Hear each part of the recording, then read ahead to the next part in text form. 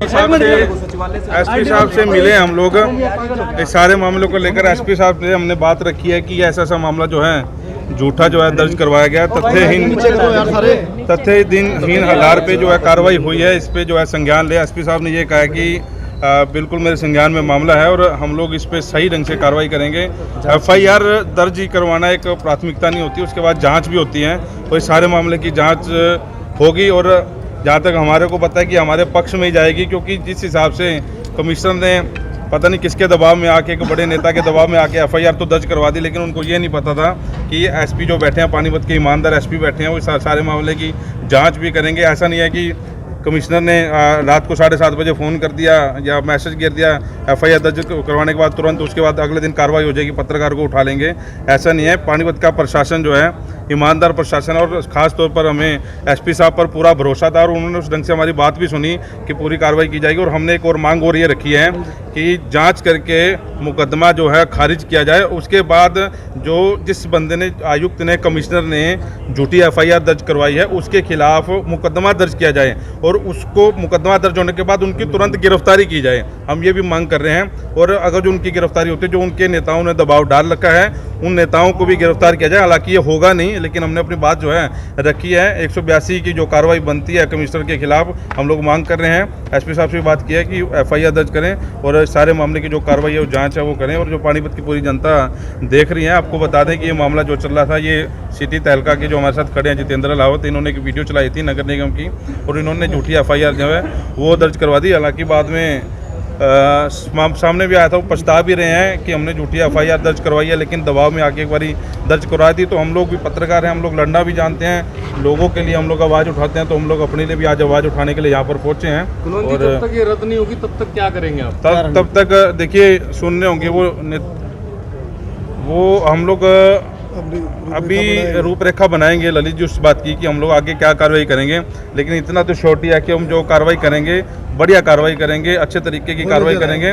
और मतलब इतना जरूर काम करेंगे जैसे रामदेव की पूंछ को आग लगाई थी, रामदेव ने पत्रकार को छेड़ा था और ऐसे ही इन्होंने अधिकारियों ने, नेताओं ने पत्रकार को छेड़ा है, तो इनकी पूंछ में भी आग लगाने का काम हम लोग करेंगे। जिन नेताओं के कहने पर ये किया गया, उन नेताओं को क्या कहना चाहिए? वो नेताजी देख रहे हैं, अभी बात ये आई है, सारी बात ये सामने आई है कि जो बात अननोन बात हमारे सामने आई है कि किसी बड़े नेता का दबाव था कमिश्नर के ऊपर और सदन में बैठे लोगों का भी दबाव था कि एफआईआर दर्ज करवाएं।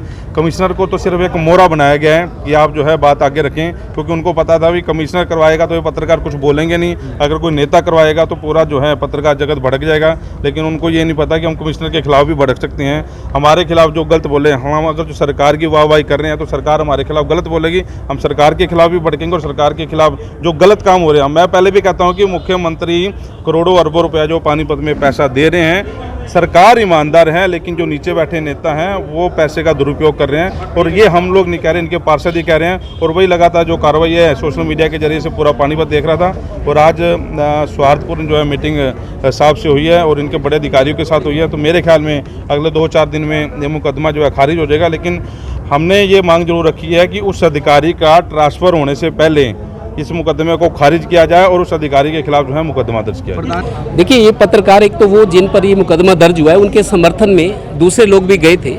एसपी साहब ने बात को ध्यान से सुना है, उन्होंने कहा है कि मैं जांच करवा लेता हूं। हालांकि पत्रकारों ने ये बात रखी है कि जो धाराएं हैं वो धाराएं इनइफेक्टिव है। मोदी सरकार ने पीछे ऐसे कानून जो अंग्रेजों के टाइम से चले आ रहे थे, मोदी सरकार ने ही वापस लिया। उन कानूनों को कोई महत्व नहीं है, उन कानूनों का, उनको खत्म कर दिया, खारिज कर दिया गया है। तो कुछ धाराएं ऐसी हैं जो अब निष्प्रभावी हैं, जिनका कानून की नज़र में कोई महत्व अब नहीं है। तो एसपी साहब ने इन पत्रकारों की बातों को सुना है, इन्होंने अपनी बात रखी कि पत्रकार का फर्ज है लोगों को बताना, हाँ अपनी सीमाएं या अपनी जो कोड ऑफ कंडक्ट होता है, आचार संहिता है, उसका ध्यान भी रखा गया और रखना भी चाहिए।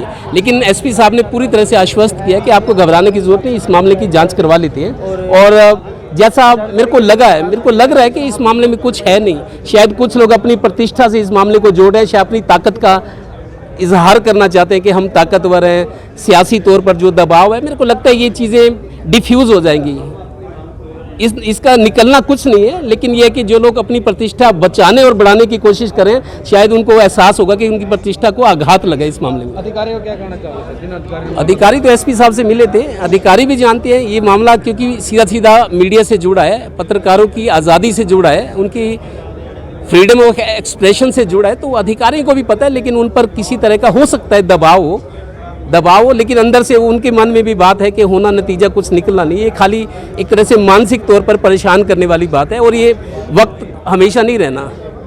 अभी हम एसपी साहब से मिले थे और उनका एक ही कहना है कि जो ये मामला है इसकी जांच की जाएगी, और उन्होंने पूरा आश्वासन दिया है कि जो ये मामला है जल्दी इसको खारिज कर देंगे। फिलहाल हमें भी एसपी साहब से पूरी उम्मीद है कि जिस तरह से उन्होंने हमारे से बातचीत की और बताया तो ये मामला खारिज हो जाएगा। लेकिन एक बात है, जिस तरह से ये मुकदमा दर्ज हुआ है, हमने एक सच्चाई दिखाई थी। अगर प्रशासन जो आगे हम अपनी सच्चाई दिखाते रहेंगे, चाहे पर्ची और भी दर्ज हो जाए, पुलिस प्रशासन बैठा है, एसपी साहब ने स्पेशली ये बोला है कि हम इसकी जांच करेंगे और जांच में अच्छा ही होगा। एसपी साहब से आज हम मिले हैं तो एसपी साहब ने हमें आश्वासन दिया है कि पहले एफआईआर, कोई भी शिकायत देता तो एफआईआर पुलिस को दर्ज करनी पड़ती है, लेकिन मामले में पूरी तरह से निष्पक्ष जांच करवाई जाएगी, और पूरा आश्वासन दिया है कि जल्द से जल्द इस जांच को कंप्लीट कर लिया जाएगा, और हमें उम्मीद है कि जल्द से जल्द ये मुकदमा जो पत्रकारों के ऊपर से कैंसिल हो जाएगा।